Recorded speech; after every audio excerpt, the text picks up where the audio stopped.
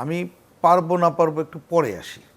প্রথম কথা হচ্ছে আমরা এই সিদ্ধান্ত নিয়ে কেন নতুন করে আলোচনা করতে হবে, কারণ এত বড় হত্যাযজ্ঞ তো আসলে এর আগে কখনো সংগঠিত হয় নাই।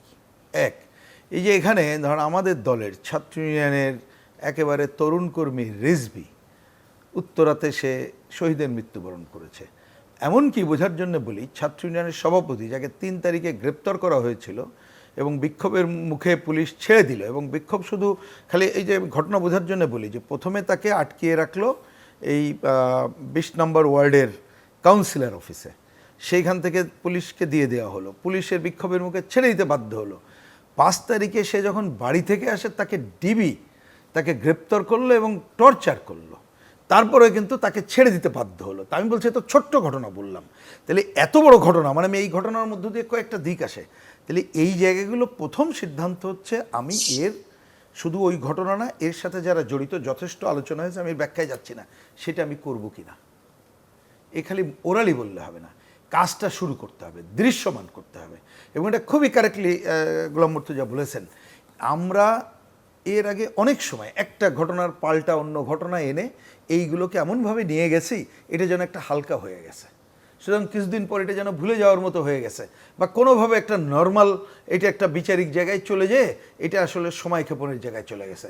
আমরা গতকাল বামজোটের পক্ষ থেকে যে প্রেস কনফারেন্স করেছি সেখানে পরিষ্কার ভাষায় বলেছি যে এই ঘটনাগুলোর সাথে যিনি জড়িত, আমি শব্দটা অনেক সময় বোধগম্য জায়গায় বলি, প্রথমে নামগুলো আমরা ভুলে যাই, কারণ নাম আসলে কেমন যেন অনেকের মধ্যে কেমন হয়।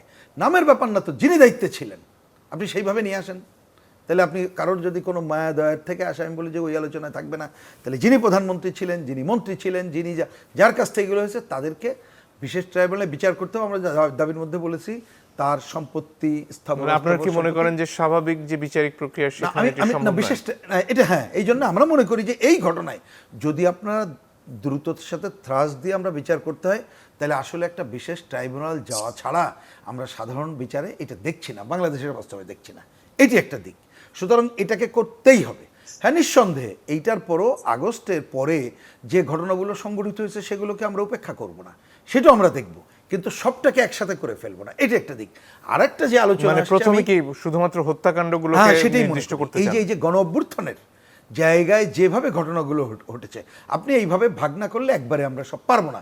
এবং এইগুলো করতে যেয়ে আমি বলছি প্রক্রিয়া শুরু করার পরেই দেখব যে কোনোটা আমার আরও কোনো সহায়তার দরকার আছে কিনা তদন্তের জন্য, বিভিন্ন জায়গার জন্য, তখন সেটা বিবেচনা করা যাবে। এই মানে প্রথমে স্থানীয়ভাবে বাংলাদেশের ভেতর থেকে এটা করা সম্ভব বলে মনে করেন? প্রথমে আমরা শুরু করি, তারপরে যদি না পারি, আমরা যদি দেখি এখানে পারছি না, কোনো আন্তর্জাতিক সহায়তা বা অন্য জায়গায় দরকার, তখন চিন্তা করব। আমি বলছি যে শুরুটা হয়তো এইভাবে করতে পারি, কারণ আপনি অনেকগুলো তথ্য উপাত্ত দেখার পরে এগুলো নির্ভর করবে। এবং আমি এই কথাটা আমরা আমাদের দিক থেকে বারবার বলছি যে এর জন্যও এখন যে গণজাগরণের ধারায় আমরা আছি, এই গণজাগরণটাকে অব্যাহত রাখতে হবে। তাই না হলে কিন্তু আপনি সেই বিচারে পারবেন না, কারণ বাংলাদেশে আমরা দেখছি নানা ধরনের ঘটনা একের পর এক চলে আসবে, আপনি এই জায়গা থেকে ব্যাক করে যাবে। তো এর সাথে আমি এই কথাও যোগ করতে চাই, যদিও এখানে আলোচনা হয়েছে, এটাও অন্যতম গুরুত্বপূর্ণ ঘটনা, যেটা এখানে আয়নাঘর আর ব্যাখ্যার দরকার নেই। এবং আপনি দেখবেন, এইটা আমি বলছি, এই লিটন ভাইরা তো এটা নিয়ে কাজ করেন আরও বেশি, মানে গভীরে থেকে আমরাও জানি এটা। আপনি এগুলো তো অফিসিয়াল কথা, মানে কি বলে, থানা থেকে শুরু করে অন্য জায়গায়, এইখানে অনেক প্রাইভেট ব্যক্তি তারা যেটা করে তুলেছে, সরকারি লোক, ওই ধারাবাহিকতায় সেগুলো কিন্তু খুঁজে বের করতে হবে। এবং এটা অসম্ভব কিছু না, কারণ এইগুলো যদি আমরা বের না করতে পারি, তাহলে আমি এই একটা স্বাধীন দেশে আপনি মুক্ত চিন্তা মুক্ত বুদ্ধির যে কথাগুলো আমি বলবো বলে আমাদের এইবারের তরুণ ছাত্র সমাজ ভয়কে উপেক্ষা করে যে জীবনদানের কাজটা করলো, সেইটা তো তাহলে এইটা বৃথা যাবে না, এ কথা কিন্তু বলতে পারবো না। সুতরাং সেগুলোকেও করতে হবে। তা আমরা মনে করি যে এই কাজগুলো কোনোটা যদি বাদ দেন, তাহলে আপনি পুরো ঘটনার সাথে, ধরেন আমরা যে প্রাতিষ্ঠানিক সংস্কারের কথা বলছি, আমরা যে নির্বাচনের কথা বলছি, বা একটা সিস্টেম দাঁড় করানোর কথা বলছি, ওই সিস্টেমগুলো দাঁড় করানোর জন্য কিন্তু এই কাজগুলো করতে হবে। নিশ্চয়ই এই কাজগুলো যদি বাদ দেই এবং এইটা যদি আমরা আশাহত করি, কেন মনে রাখতে হবে, আমি যদি একটা সিস্টেম দাঁড় করাই, এই অন্তর্বর্তীকালীন সরকার কিন্তু সব সিস্টেম পুরোপুরি করে যাবেন সেটা আমরা প্রত্যাশা করছি না, কিন্তু অন্ততপক্ষে শুরু করবেন, আমরা বলি ট্রেনে উঠিয়ে দিয়ে যাওয়ার কাজটা করবেন। কিন্তু তারপরে এই বিচারটা তাদের প্রথম কাজ হওয়া উচিত, অফকোর্স এটা থাকতে হবে। তাহলে আপনি হবে কি, ওইটা তুলে দিতে পারলে, যদি এটা তুলে দেওয়া যায়, তাহলে এই যে গণজাগরণের ধারা, ওইটাকে রক্ষা করে কিন্তু এগিয়ে যাওয়ার কাজটা করতে পারবো। কিন্তু এইখানে যদি একটা আশাহত করার কাজটা থাকে তাহলে কিন্তু এটা পারা যাবে না। বোঝার জন্য বলি, আমরা এই কথা আমাদের প্রেস কনফারেন্স থেকে শেষে এই কথা বলেছি যে এই অন্তর্বর্তীকালীন সরকারকে যে কোনো দলীয় দৃষ্টিভঙ্গির ঊর্ধ্বে উঠে নির্ভয়ভাবে এই কাজটা করতে হবে। জি।